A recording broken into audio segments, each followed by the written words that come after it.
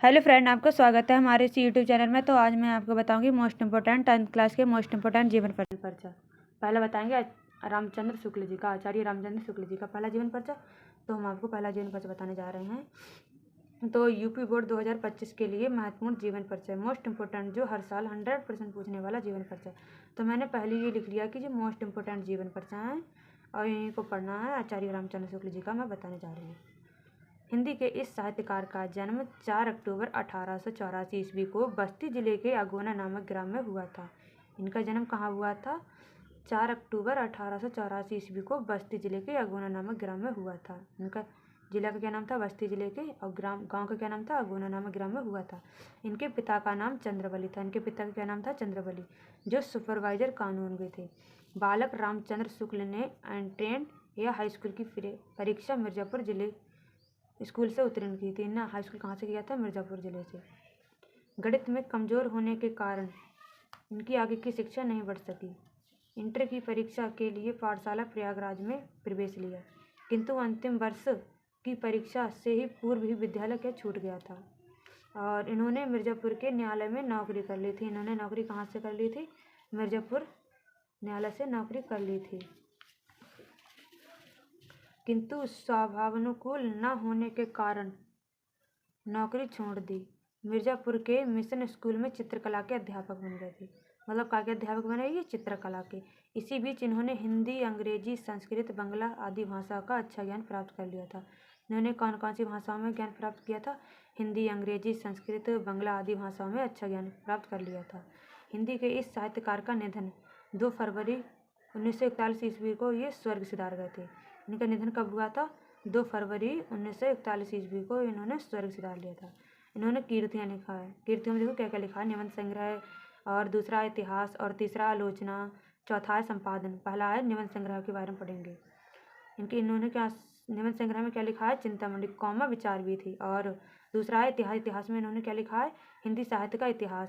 और तीसरा में लिखा है आलोचना। आलोचना इन्होंने किन किनों की किया है? इन्होंने आलोचना की है सूरदास की किया है, रसमी शाह की किया है, त्रिवेणी की किया है। और चौथा है संपादन। संपादन में इन्होंने क्या लिखा है? जयसी ग्रंथावली, तुलसी ग्रंथावली और आनंद कादम्बनी। अब हम बताने जाएंगे आपको दूसरा जीवन परिचय, जो है जयशंकर प्रसाद जी का। यूपी बोर्ड 2025 के लिए मोस्ट इम्पोर्टेंट जीवन परिचय। मैंने मोस्ट इम्पोर्टेंट पहले ही डाल रखा है, जो हर साल में देखती रहती हूँ। इनको जीवन परिचय आते हैं।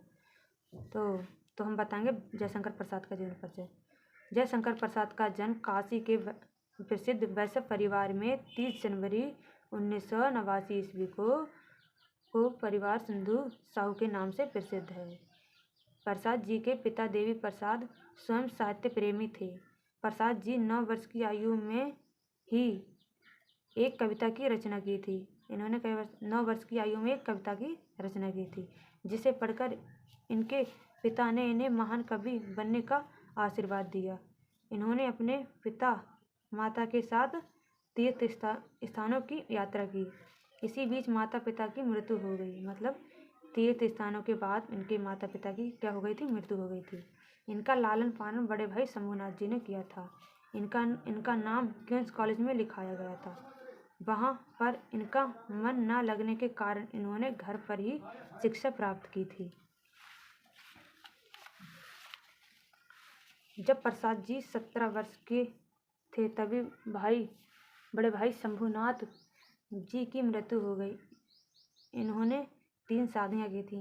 प्रसाद जी ने कई शादियाँ की थी? 3, किंतु तीनों पत्नी की आश्रम में मृत्यु हो गई। इसी बीच इनके छोटे भाई की मृत्यु हो गई। मतलब इनका छोटा भाई भी था, उसकी भी मृत्यु हो गई। इन सभी असमयिक मौतों ये अंदर ही अंदर टूट गए थे। संघर्ष और चिंताओं ने स्वास्थ्य को बहुत हानि पहुंचाई।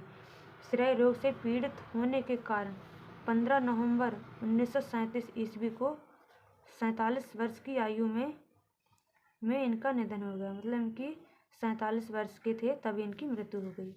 इन्होंने कीर्तियाँ में देखो क्या लिखा है?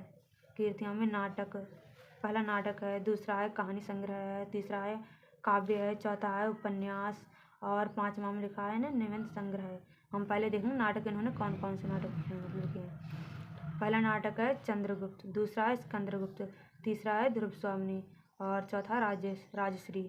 और कहानी संग्रह में प्रतिध्वनि, छाया, इंद्रजाल, आकाशदीप।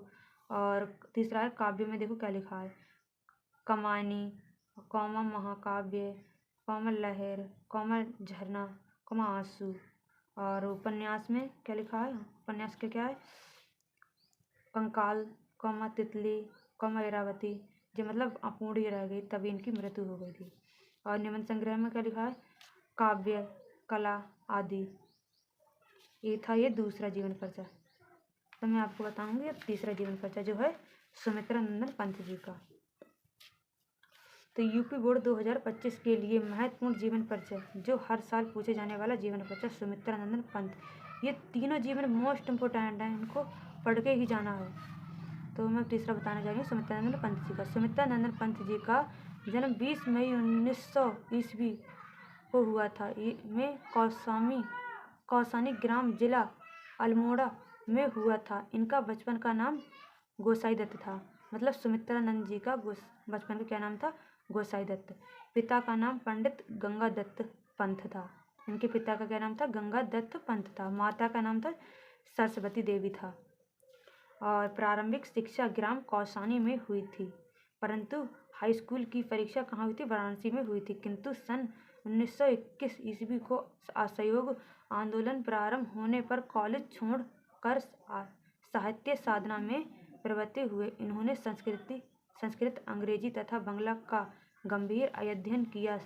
सन 1950 ईस्वी में Pant ji all India radio के परमार्थ के पद पर नियुक्त हुए। सरस्वती के इस पुजारी ने 28 दिसंबर 1977 ईस्वी को देहांत हो गया था।